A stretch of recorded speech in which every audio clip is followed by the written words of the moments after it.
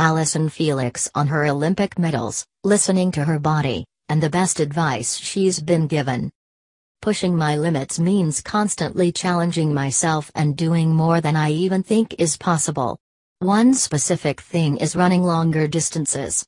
It doesn't come easy for me at all. On listening to her body. In 2013, I tore my hamstring at the World Championships. That was a huge wake-up call for me, saying, okay, let me not work out today, let me go get a massage, let me go take a nice bath, and then get back to it.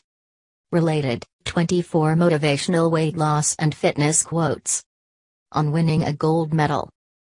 It feels like heaven on earth. That gold medal represented all the hardship along the way. It was amazing and a bit of a relief, too. On the best advice she's ever received. To embrace the journey. It's a process, and you're building toward something. On her nicknames. Shug, like sugar. That's my family nickname. They say I'm sweet.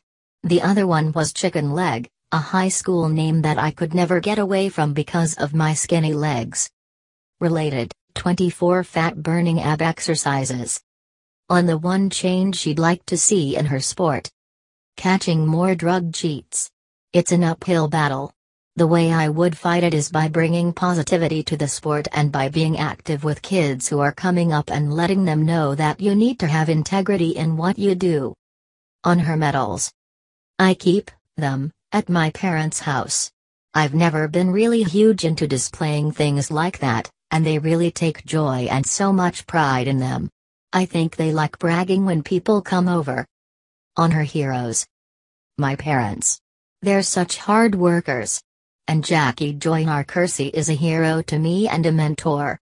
She was a phenomenal athlete, but the way she has given back to her community is inspirational.